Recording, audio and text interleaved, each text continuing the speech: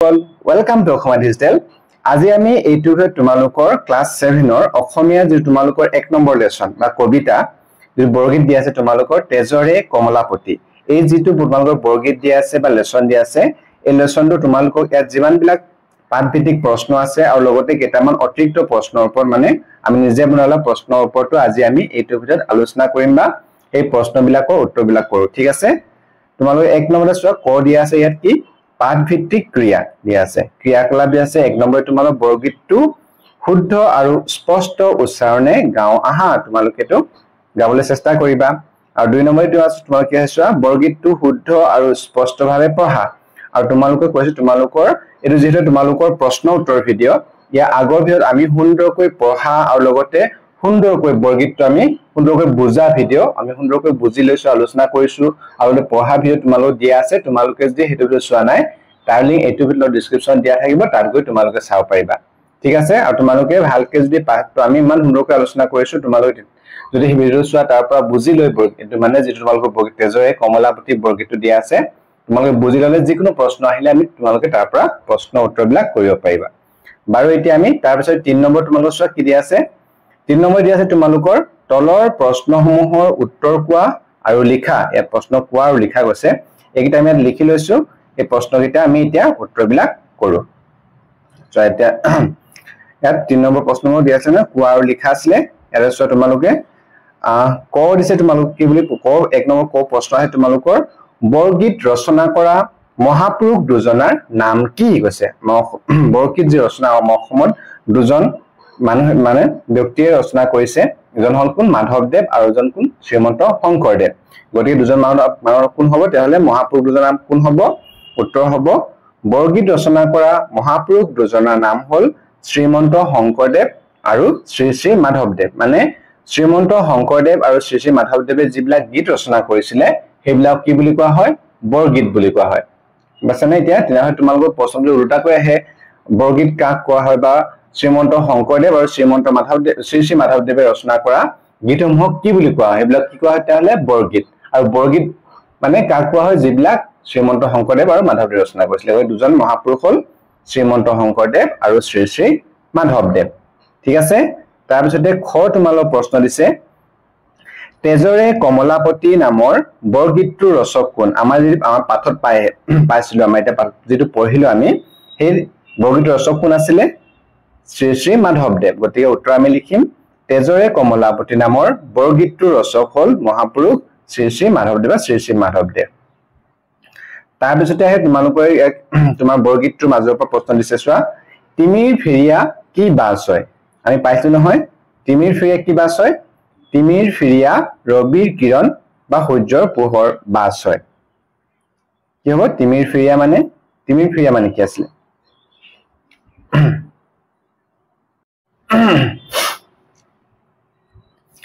তাৰে তোমালোকৰ গ নম্বৰ গ প্ৰশ্ন আছে তোমালোক চোৱা তিমিৰ ফেৰিয়া কি বাছ হয় তোমালোক এইটো বৰগীতটোৰ মাজৰ পৰা তুলি যে প্ৰশ্ন তিমিৰ ফেৰিয়া কি বাছ হয় আমি বৰগীতটো কিনি পাইছিলো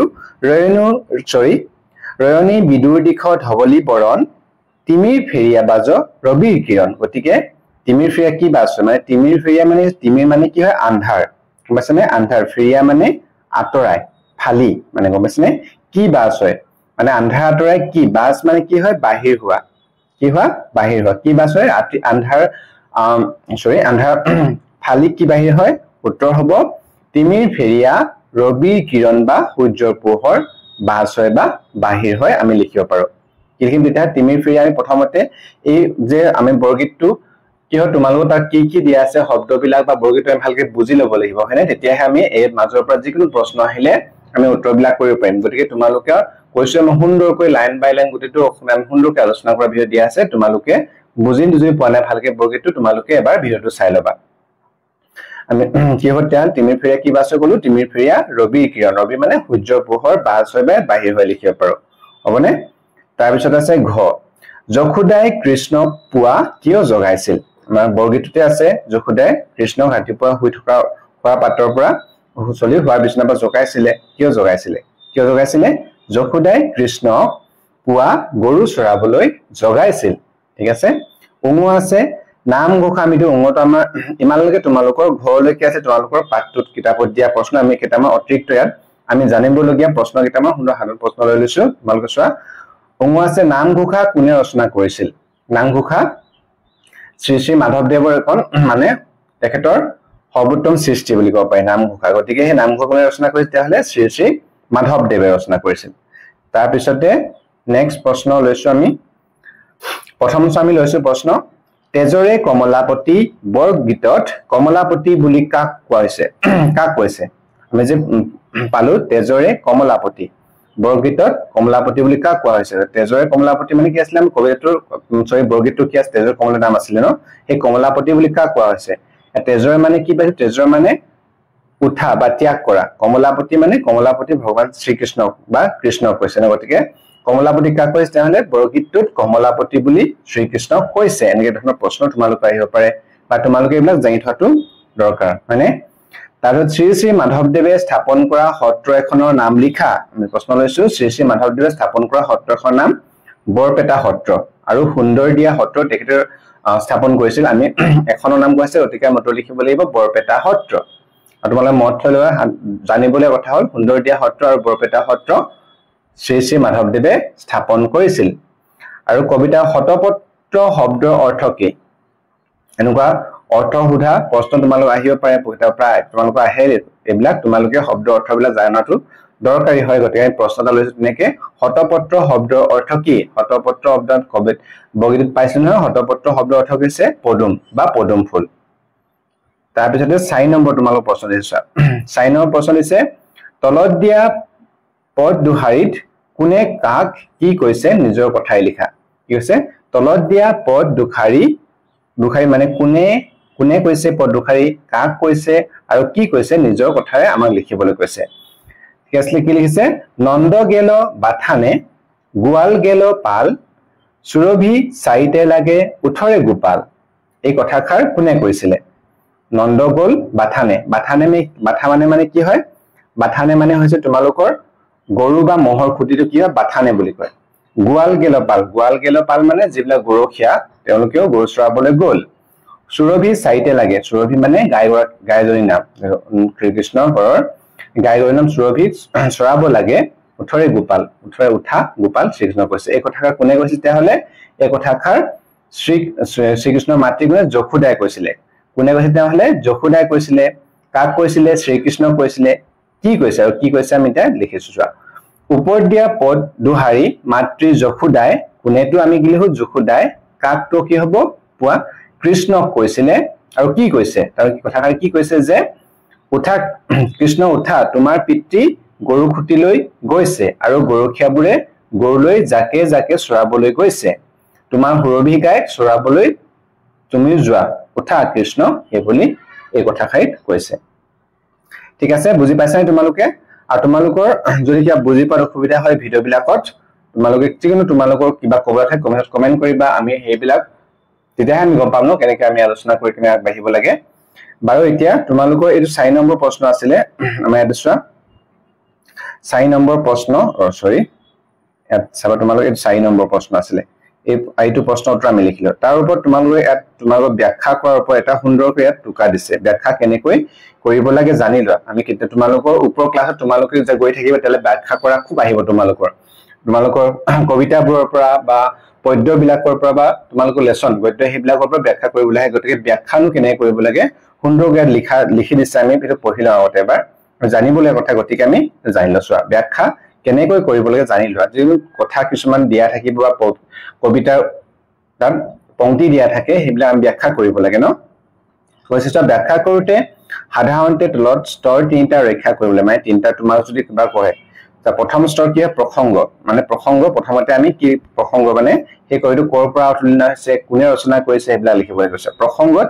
ব্যাখ্যা কৰিবলৈ দিয়া কথাখিনি কোনে ৰচনা হয় ওপৰত যে দিয়া থাকিব ব্যাখ্যা কৰিবলৈ ওপৰত হয়তো তোমালোকক কবিতাৰ পংক্তি দিয়া থাকিব বা কোনোবা লেসনৰ কথা লিখা থাকিব সেই কথাখিনি কোনে ৰচনা কৰিছিল লেসনটো বা গদ্যটো কোনে ৰচনা কৰিছিল লিখিব লাগিব কোনটো পাঠৰ পৰা লোৱা হৈছে সেইবিলাক লিখিব লাগে পাৰিলে মূল গ্ৰন্থখনৰ নামো উল্লেখ কৰিব লাগে কৈছে আৰু দ্বিতীয় স্তৰ থাকে কি সংগতি মানে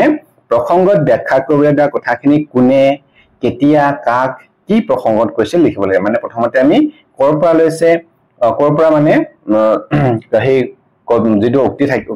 তাৰ লিখা থাকিব ব্যাখ্যা কৰি দিয়া থাকিব হেতু কৰ পৰা লৈছে কাৰ পৰা কোনে ৰচনা কৰিছিলে কোনটো পাঠৰ পৰা লিখিব লাগে আৰু দ্বিতীয়তে আমি লিখিবলৈ যে কথাখিনি যে ওপৰত লিখা আছে কথাখিনি সেই কথাখিনি কোনে কৈছে বা কাক কৈছে কেতিয়া কৈছে কি প্ৰসংগত কৈছে হেলা লিখিব লাগে আৰু তৃতীয় স্তৰত আমি কি ক'লে ব্যাখ্যা কৰিব লাগে কথাখিনি কি কৈছে সেই কথা লিখিব লাগে এই স্তৰত ব্যাখ্যা কৰিবলৈ দিয়া কথাখিনিৰ মূল ভাৱ সহজ সৰল ভাষাত বুজাই লিখিব লাগিব পুৰণি অসমীয়া ভাষাৰ ব্যাখ্যা কৰিবলৈ দিলে ব্যাখ্যাৰ তলত কঠিন শব্দৰ অৰ্থ দিব লাগে কৈছে সাপোজ তোমালোকক ইয়াত এটা দিছে আমাৰ এই বৰ্গীটোৰ তলৰ পৰা তোমালোকৰ এটা ইয়াত পংক্তি দি দিছে একেবাৰে শেষত তোমালোকৰ বৰ্গীটো শেষত আছিলে কহয় মাধৱ মাই কিনু তপচাইলা ত্ৰিজগত প্ৰতিহৰি ৰাখৱাল পাইলা এই যে এনেকৈ তেতিয়াহ'লে আমি প্ৰসংগ প্ৰথমতে কি লিখিব লাগিব যে প্ৰসংগ লিখিব লাগিব গম পাইছানে উক্ত পদফাকি বা উপৰোক্ত পদফাকি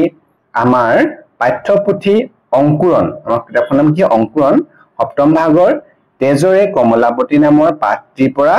তুলি দিয়া হৈছে এনেকৈ লিখিলো ব্ৰজাৱলী ভাষাৰ এই বৰগীতৰ অংশটো শ্ৰী শ্ৰী মাধৱদেৱে ৰচনা কৰা কোনে ৰচনা কৰিছিলে কৰ পৰা মানে কৰ পৰা প্ৰথমতে আমি কি কৰিলো এই কথা পাতি গলে উক্ত কথা পাতি বা পদ ফাকি আমাৰ কিতাপৰ বা আমাৰ পাঠ্যপুথিৰ অংকুৰণ কিতাপখন হয়নে তাৰ তেজৰে কমলাপতি নামৰ উত্তৰ দিয়া হৈছে আৰু এই বা এইটো কোনে ৰচনা কৰিছে মাধৱদেৱে ৰচনা কৰিছে সংগতি দিকে কি লিখিবলৈ ব্ৰজৰ শিশুসকলে পুৱাই গৰু চৰাবলৈ ওলাইছে শ্ৰীকৃষ্ণৰ বন্ধু দাম সুদামেও কৃষ্ণক মাতিবলৈ ধৰিছে কৃষ্ণ কিন্তু শ্ৰীকৃষ্ণ কিন্তু গভীৰ নিদ্ৰাত দাম সুদাম আদিয়ে কৃষ্ণক মতা বুলি কৈ মাক যশোদাই পুত্ৰ কৃষ্ণক জগাবলৈ চেষ্টা কৰিছে কৈছে এই প্ৰসংগতে মহাপুৰুষ মাধৱদেৱে উদিত কথাষাৰ কৈছে কোনে কৈছে কাক কৈছে কিয় কৈছে হয়নে এইখিনি কথা আমি প্ৰসংগতে লিখিলো তাৰ ব্যাখ্যা কৰিলো যে কি ৰজা নন্দ আৰু যশোদাই ভগৱানক পুত্ৰ ৰূপে পাবলৈ তপস্যা কৰিছিল ভগৱান ভক্তৰ অধীন তেওঁলোকৰ মনোবাঞ্ছা পূৰণৰ বাবে ত্ৰিজগতৰ প্ৰতি অৰ্থাৎ স্বৰ্গ মৰ্ত্য পাতালৰ গৰাকী ভগৱান বিষ্ণুৱে শ্ৰীকৃষ্ণৰ ৰূপত নন্দ যশোদাৰ ঘৰত পুত্ৰ ৰূপে আছেহি গৈছে তেনে এজন শ্ৰীকৃষ্ণক মাতৃ যশোদাই আন গোপ বালকসকলৰ লগত গৰু চৰাবলৈ পঠিয়াবলৈ বিচাৰিছে মহাপুৰুষ মাধৱদেৱে কৈছে যে যিজন ভগৱান কৃষ্ণক পাবলৈ দেৱ নৰ সকলোৱে হাবিয়াস কৰে সেই পৰম পুৰুষক যশোদাই গৰখীয়া ৰূপে অশেষ তপস্যা ফলতে লাভ কৰিছে ইয়াত তোমালোকক শব্দ দিছে ত্ৰিজগত স্বৰ্গ ত্ৰিজগত বুলিলে কাক ত্ৰি মানে তিনি জগত মানে গোটেই জগতৰ কথা কৈছে আৰু স্বৰ্গ মৰ্ত্য আৰু পাতাল ৰখৱাল মানে কি গৰখীয়া তাৰপিছত আমি 4 নম্বৰটো কৰিলো এতিয়া আমি 5 নম্বৰটো চোৱা 5 নম্বৰটো কি আছে শব্দ সম্ভাৰ আৰু অভিধান চাই তলৰ শব্দবোৰ অৰ্থ লিখা এইবিলাক শব্দৰ অৰ্থ লিখিব কৈছে তোমালোকে কিতাপতো পাবা আৰু যদি তাত নপোৱা তেতিয়াহ'লে অভিধান চাই লিখিব কৈছে আমি লিখি লৈছো এইকেইটা এতিয়া আমি এটা কৰিম ইয়াত আছিলে 5 নম্বৰ চোৱা কমলাপতি মানে শব্দৰ অৰ্থ আছিলে ন শব্দ অৰ্থ লিখিব কৈছিলে কমলাপতি বিষ্ণু বা ভগৱান ন কথা কৈছে বা শ্ৰীকৃষ্ণ ভগৱান শ্ৰীকৃষ্ণৰ কথা কৈছে তিমিৰ শব্দ অৰ্থ কি আন্ধাৰ ডাকে মানে মাতে ব্ৰজবধূ ব্ৰজ মানে ব্ৰজধামৰ বোৱাৰীসকল বধূ মানে বোৱাৰী ব্ৰজ মানে ব্ৰজত ধামত থকা বোৱাৰীসকল হতপত্ৰ পদুম ফুল ভ্ৰমৰ মানে কি ভুমুৰা ত্ৰিজগত স্বৰ্গ মৰ্ত্য পাতাল 5 নম্বৰ হৈ গল এতিয়া 6 নম্বৰ তোমালোকৰ প্ৰশ্ন আছিলে বৰগীতটোত প্ৰকাশ পোৱাৰ প্ৰাকৃতিক দৃশ্য এটি বৰ্ণনা দিয়া মানে বৰগীতটোত প্ৰকাশ পোৱা মানে আমাৰ ওপৰ যিটো বৰগীত তেজৰ কমলাপতি তাত ৰাতিপুৱাৰ মানে যিটো প্ৰাকৃতিক দৃশ্য তাৰ এটি বৰ্ণনা দিব দিছে তোমালোকক বৰগীতটো উত্তৰ লিখিম বৰগীতটোত ৰাতিপুৱাৰ এক সুন্দৰ প্ৰাকৃতিক দৃশ্যৰ বৰ্ণনা কৰিছে ৰাতিৰ আন্ধাৰ আঁতৰি পুৱা বগা পোহৰ বিয়পি পৰিছে সূৰ্যৰ কিৰণে দশদিশ উজ্জ্বল কৰি তুলিছে পদুম ফুলৰ পাহিত ভুমুৰাই গুণগুণাই নাচিছে মানে আমি যিটো তোমালোকৰ কি আছিলে প্ৰথম আমি যিটো বৰগীত আছিলে তাত আমি পঢ়িবলৈ পাইছিলো প্ৰথমতে লিখা আছে সুন্দৰ শৰ্মা ৰবনী বিদুৰ দিশ ধবলি বৰণ আছিলে ন ৰবনী তোমাৰ চোৱা ইয়াত মই তোমাক দি দিছো শব্দটো প্ৰথম যিটো পদ আছে তাৰ প্ৰথমতে ৰয়নী বিদুৰ সৰি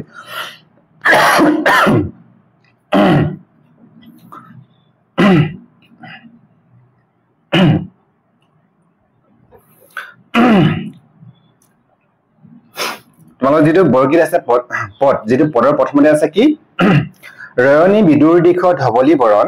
তিমিৰ ফেৰিয়া বাজৰ ৰবিৰ কিৰণ হতপত্ৰ বিকশিত ভ্ৰমৰ উৰাই বজ্ৰবধূ দনিমতে তোৱা গুণগায় মানে ৰয়নি বিদুৰ মানে কি হৈছে তোমালোকৰ ৰয়নি মানে ৰজনী বা ৰাতি বিদুৰ মানে আতৰি মানে দিশত ধবলি বৰণ বগা বৰণ ৰং বুলি কৈছে ন তাৰ পিছত তিমিৰ ফেৰিয়া তিমিৰ মানে আন্ধাৰ ফেৰিয়া মানে আতৰাই বাজ ৰবিৰ কিৰণ তাৰ পিছত বাহিৰ হৈছে সূৰ্যৰ পোহৰ হতপত্ৰ বিকশিত ভ্ৰমৰ উৰাই মানে হতপত্ৰ পদুম ফুল বিকশিত ফুলি উঠিছে আৰু ভ্ৰমত ভুমৰাই গুণ গাইছে সেইবিলাক কথা হেনেকুৱা মানে এটা সুন্দৰ দৃশ্য তাত কবিয়ে বা মাধৱদেৱে সুন্দৰ এটা বৰ্ণনা ৰাতিপুৱাৰ বৰ্ণনা কৰিছিলে তাৰপিছত তোমালোকৰ 7 নম্বৰ কি দিছে ইয়াত চোৱা তলত 7 নম্বৰ তোমাৰ এখন ছবি দিছে এখন চোৱা তোমালোকে 7 নম্বৰ দিছে তোমালোকৰ 7 নম্বৰ তলত চোৱা তোমালোকৰ দিছে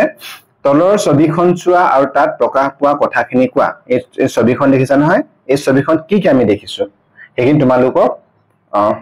কথাখিনি কবলৈ কৈছে বা তুমি লিখিব পাৰা বা কবলৈ কৈছে আৰু কি কি দেখিছা কি কি দেখিছো ৰাতিপুৱাৰ সূৰ্যৰ পোহৰ সূৰ্য কিয় ৰাতিপুৱা সুন্দৰকৈ সূৰ্য পোহৰ চাৰিপাক মানে সুন্দৰ কি দিছে পোহৰাই তুলিছে হয়নে তাত পদুম ফুল ৰাতিপুৱা সুন্দৰ এই পৰিবেশত পদুম ফুল ফুলি উঠিছে চৰাই জাক উৰি গৈছে চৰাইবিলাক এই সুন্দৰ এটা ৰাতিপুৱা এটা সুন্দৰ পৰিবেশ বা প্ৰাকৃতিক দৃশ্য আমি এই ছবিটোত দেখিবলৈ পাইছো এইখিনি কথাকে মই তোমালোকক ইয়াত লিখি দিছো বাৰু তোমালোকে যদি লিখিব বিচাৰে এখানে লিখি লব পাৰা 7 নম্বৰ যেটো ছবিখন আছিল এই ছবিখনৰ কথাখিনি আমি লিখি দিছো উত্তৰ কি লিখিম তলৰ ছবিখনত ৰাতিপুৱাৰ এটি সুন্দৰ দৃশ্য দাঙি ধৰিছে পুৱাৰ সূৰ্যৰ পোহৰে সকলো উজলাই তুলিছে নদীৰ বুকুত ধুনিয়াকৈ পদুম ফুল ফুলি আছে আৰু চৰাই জাকে জাকে উৰিছে হয়নে এইখিনি কথা এই ফটোত মানে ছবিখন আমি দেখিবলৈ পাইছিলো খ আছে তোমালোকৰ ভাষা অধ্যয়ন ব্যৱহাৰিক ব্যাকৰণ মানে ব্যাকৰণৰ ওপৰত ভাষাৰ ওপৰত এই খত কিছুমান প্ৰশ্ন দিছে 8 নম্বৰ ক দিছে তোমালোকৰ চোৱা শব্দৰ আগত ত্ৰি শব্দ লগাই নতুন শব্দ গঠন কৰা আৰু অৰ্থ জানি লোৱা কৈছে ত্ৰি মানে তিনি এটো বুজা হয় গতিকে তোমালোকে কিছুমান শব্দ দিছিলে জগত ভোজ কাল ফুল কোন নয়ন এইটা শব্দৰ আগত ত্ৰি বহাব কৈছিলে ত্ৰি শব্দ লগাই নতুন অৰ্থ জানি ল'ব কৈছে তা জগতৰ আগত ত্ৰি লগাই দিলে ত্ৰি জগত হ'ব জগত মানে গোটেই বিশ্ব ব্ৰহ্মাণ্ড এটো বুজায় মানে গোটেই পৃথিৱী বা ত্ৰি জগত বলে তিনিখন জগত কি হয় স্বৰ্গ মৰ্ত্য পাতাল ভোজ তাৰ তিনিত আগলে ত্ৰিভুজ গম পাইছানে কাল ত্ৰিকাল ফুল ত্ৰিশুল কোন ত্ৰিকোণ নয়ন ত্ৰিনয়ন গম পাইছা কাল মানে সময় ত্ৰিকাল মানে তিনিটা কাল ভোজ মানে এটা কি কোন বুজায় ন যেটো ত্ৰিভুজ মানে এটো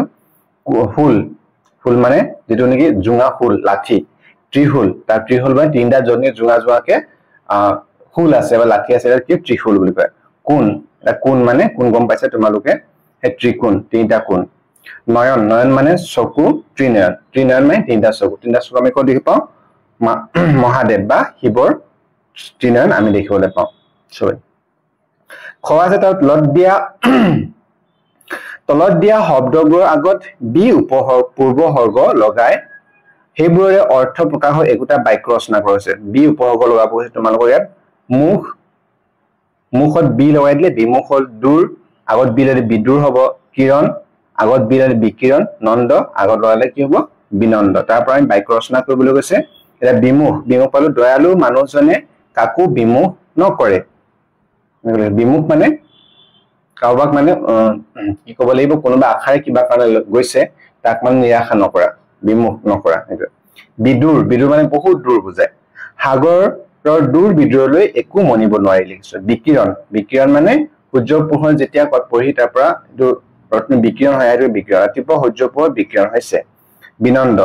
লৰাবিলাকে খেলপথাৰ আনন্দ বিনন্দৰে খেলি আছে ঠিক আছে 9 নম্বৰ তোমালোকক দিছিলে তলৰ বজ্ৰাৱলী ভাষাত লিখা বাক্য চাৰিহাৰী আধুনিক অসমীয়ালৈ ৰূপান্তৰ কৰা তোমালোকে ইয়াত চাৰিটা বজ্ৰাৱলী ভাষাত লিখা বাক্য দিছে এইবিলাক বাক্য চাৰিটা বাক্য দিছে এইবিলাক আমাৰ আধুনিক অসমীয়া ভাষাত বা আমি অসমীয়া ভাষাত লিখিবলৈ কৈছে যেহেতুকে আমাৰ যেটো আমি তেজৰে কমলাপতি যেটো বৰগীত আছিলে বা কবিতা আছিলে সেইটো আমি পঢ়িলত মাধৱদেৱ ৰচিত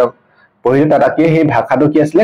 বৰগীত ৰচনা কৰা ভাষাটো কি হয় ব্ৰজাৱলী ভাষা গতিকে সেই ব্ৰজাৱলী তাৰ পৰাই তোমালোকৰ বৰগীতৰ পৰা কেইটামান বাক্য দিছে সেটা আমি আধুনিক ভাষালৈ লিখিবলৈ কৈছে অসমীয়া ভাষালৈ ৰয়নী বিদুৰ দিশত ধবলি বৰণ এটো কি কৈছে আধুনিক এখন কি ৰয়নী বিদুৰ দিশৰ ৰয়নী মানে কি আছিলে আন্ধাৰ বিদুৰ মানে আঁতৰি যোৱা দূৰলৈ গুচি যোৱা দিশ মানে চাৰিও দিশ আৰু ধবলি মানে দা বগা বৰণ মানে ৰং গতিকে কি হয় আন্ধাৰ আঁতৰি বগা পোহৰে সকলো দিশ পোহৰাই তুলিছে এটো বৰ হতপত্ৰ বিকশিত ভ্ৰমৰ উৰাই হতপত্ৰ মানে কি পদুম পাইছে ন বিকশিত মানে প্ৰস্ফুট ফুলা এটো কয় ভ্ৰমৰ মানে ভুমুৰা উৰাই মানে উৰে গতিকে পদুম ফুলি তাত ভুমুৰা উৰিছে এটো কৈছে দাম সুদাম দাকে তেৰি লয়া নাম দাম সুদাম দুজন লৰা হয় দাকে মানে মাতে তেৰি মানে তোমাৰ লয়া লৈ নাম কি কৈছে তাৰে দাম আৰু সুদামে তোমাৰ নাম লৈ মাতিছে এটো কৈছে তাৰ পিছত আহিলে ঘ আছে ক্ষীৰ লবনু লয়া হিঙা বেতবিনু ক্ষীৰ লবনু লয়া হিঙা বেতবিনু মানে যেতিয়া কৃষ্ণই কি কৈছে কৃষ্ণক যাবলৈ কৈছে কলে গুৰু শ্ৰৱতাৰ লগত কি লৈ যাব এটো কৈছে ক্ষীৰ হবছে মাখন লবনু মানে মাখন লয়া লৈ মানে লৈ হ'ব ক্ষীৰ মাখন পেপা হিঙা ৰচনা লাঠি বেত লাঠি বাহি বেনু মানে বাহি গতিকে লৈ এটো কৈছে ক্ষীৰ মাখন পেপা লাঠি বাহি লৈ এটো কৈছে ঠিক আছে তাৰ পিছতে আছে তোমালোকৰ 10 নম্বৰ আছে এটা শব্দ প্ৰকাশ কৰা এটা শব্দত আমি প্ৰকাশ কৰিব গৈছে গৰু বন্ধা ঠাই এটা কি বলা হয় গুহালি বুলি কয় যিজনে সকলোৰ মাজত প্ৰিয় সকলোৰ মাজত প্ৰিয় কি হ'ব জনপ্ৰিয়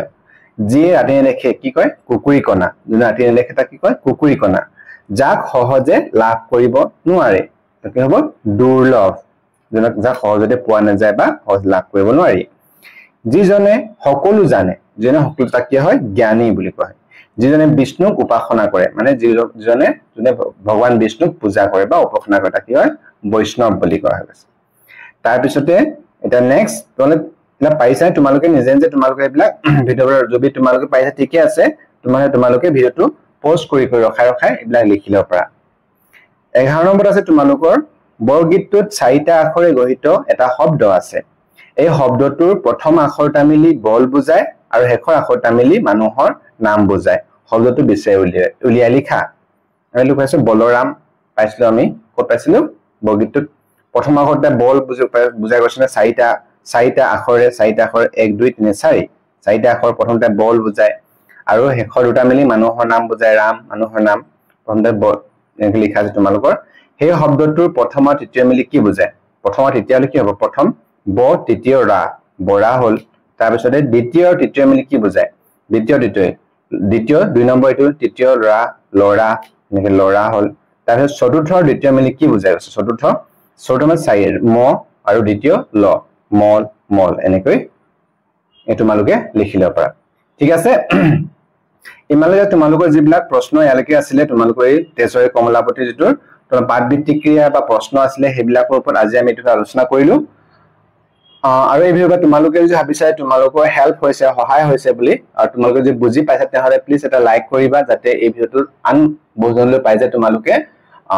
তোমালোকৰ বন্ধু বান্ধৱক শ্বেয়াৰ কৰিব পাৰা আৰু তোমালোকে যদি বুজি পোৱা বা আমি ভিডিঅ'টো যে এটা আলোচনা কৰি আছো তাত যদি কিবা অসুবিধা পাইছা তোমালোকে নিশ্চয়কৈ এটা কমেন্ট কৰিবা তেতিয়া আমি নেক্সট ভিডিঅ'বিলাকত সেইবিলাক নোহোৱা কৰি মানে ভালকৈ আকৌ নেক্সট ভিডিঅ'বিলাক আমি আলোচনা কৰিম ঠিক আছে আৰু ক্লাছ 7 ৰ আন ভিডিঅ'বিলাক চাবলৈ তলৰ ডেসক্ৰিপচন তোমালোকে গৈ চেক কৰিব পাৰা ইংলিছৰ অসমীয়া সকলো লিংক ইয়াত দিয়া থাকিব আৰু তোমালোকৰ যিকোনো কমেন্টৰ বাবে তোমালোকে যিকোনো তোমালোকে প্ৰবলেম অনুসৰি থাকিলে তোমালোকে কমেন্ট কৰিবা থ্যাংক ইউ ফৰ ওয়াচিং